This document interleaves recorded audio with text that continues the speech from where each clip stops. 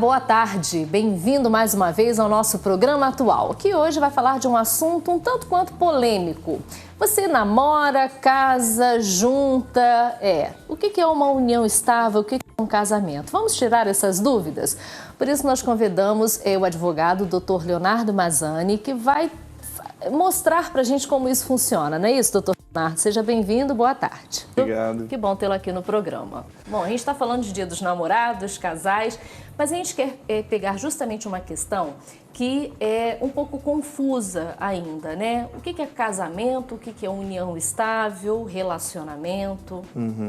Bem, as figuras jurídicas elas mudam um pouquinho, os requisitos, a forma. Então, a união estável ela é caracterizada pela união pública entre duas pessoas, não necessariamente homem e mulher, contínua, duradoura e com o objetivo de constituir família.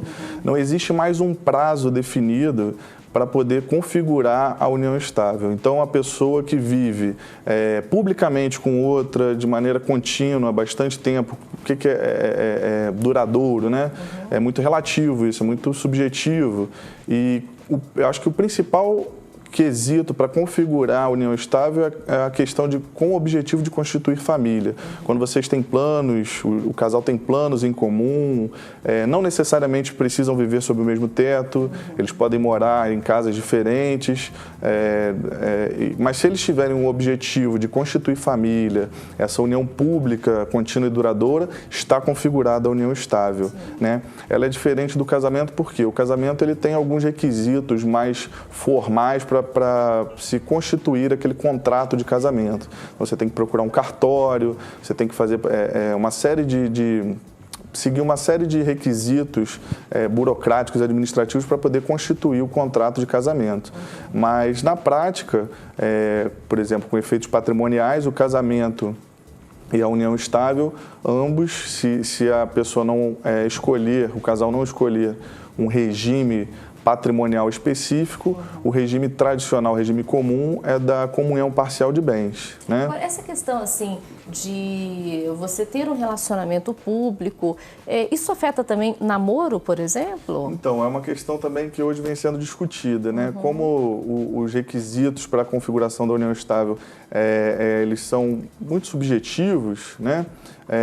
Hoje se discute a questão do contrato de namoro. Se seria possível você fazer um contrato estipulando que você está num relacionamento que não tem o objetivo ainda de constituir família. Ele pode até se transformar no futuro numa união estável, mas principalmente para resguardar a questão patrimonial, as pessoas, uns enxergam esse contrato de namoro como uma burla à lei para não constituir a união estável e daí a decorrência do patrimônio, né, da divisão do patrimônio durante a união estável. Então existe aí a possibilidade, uns estudiosos do direito entendem pela possibilidade do contrato de namoro, onde você declara que a sua união, aquele seu relacionamento, não é uma união estável e sim um namoro. Doutor Leonardo, já está difícil se relacionar hoje em dia, a gente percebe aí na juventude. Falando isso, acho que vai assustar um pouquinho a galera, não vai não? Eu acho que para quem está namorando sério e tem uma vontade de conhecer outra pessoa, não tem que se preocupar muito com isso, né? E você tem que preocupar em conhecer a pessoa legal, ver os objetivos dela, se são iguais aos seus.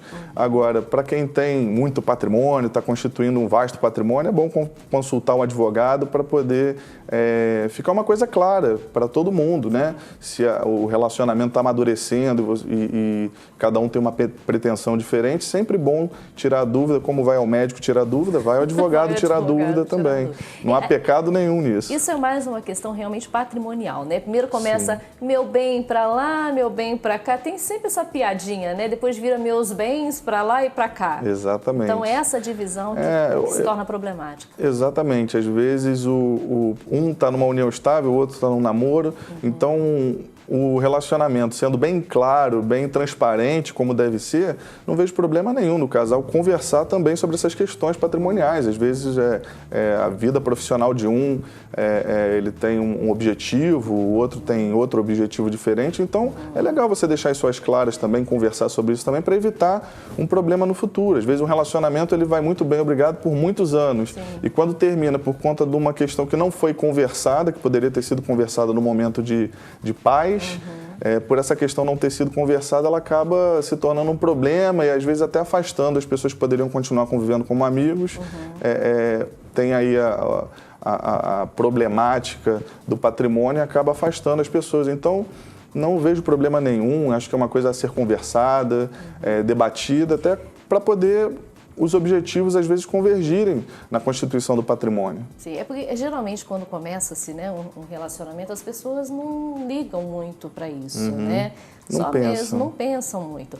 Agora, e quando você tem filhos? Aí já está mais meio que resolvido? Então, a questão do filho, se você não tem um casamento, você não casou, mas tem um filho, é um indício muito forte de que você está com o objetivo de constituir família. Sim. Mas isso não necessariamente vai caracterizar a união estável. Às vezes você entra num relacionamento rápido e de repente de repente acontece, isso não vai configurar uma união estável. Mas se você tem os requisitos todos da união estável, vive publicamente com a pessoa, de maneira contínua e duradoura, e tem um filho, o ter o filho já é um ponto bem claro do objetivo de constituir família, né? Que é a prole. E uma diferença também nos dias atuais é a questão da união de casais do mesmo sexo. Sim. Também se Hoje relacionam... no Brasil está autorizada a união entre as pessoas do mesmo sexo, tanto a união estável quanto o casamento. E isso é importante para você poder também regular as questões patrimoniais. Então, a questão de pensão, de plano de saúde, a dificuldade que existia antes entre esses casais, não era só a formalidade de estar casado ou de estar em união estável, mas era principalmente com relação a essas questões em torno da união que geravam problemas. Às vezes pessoas viviam anos como uma família e um via faltar, não tinha direito à pensão ou não tem direito ao plano de saúde. Então a lei está evoluindo para poder resguardar todos os cidadãos da maneira mais equitativa, né, igualitária possível. Com certeza. Então, essa questão até dos planos de saúde, né, pessoas que não são casadas podem colocar no mesmo plano se declararem a união estável. A união estável. E a união estável ela pode ser também feita de uma maneira formal, por meio de um contrato, uma escritura pública de união estável. Então, podem procurar o casal que quer formalizar essa união estável, pode procurar um advogado e depois um cartório para poder fazer uma escritura pública dessa união estável e até regular o regime de bens de maneira diferente. Não quero a comunhão parcial de bens, eu quero a comunhão total de bens. Na escritura... É quase que um casamento. É basicamente um casamento, só que ele acaba sendo um pouco mais prático, porque não é tão burocrático quanto os atos do casamento. Sim. Mas não tem... em certos aspectos não tem muita diferença. Sim. Tem um telefone de contato, né? Nossos telespectadores, se quiserem tirar alguma dúvida. O telefone do escritório é o 22 3066 3634. E quem quiser tirar alguma dúvida, pode telefonar que a gente está à disposição lá para atender a todos. Doutor Leonardo Mazzini. Obrigada mais uma vez pela sua presença. Daqui a pouquinho a gente volta com uma cozinha deliciosa que você não pode perder, hein? O Atual volta já.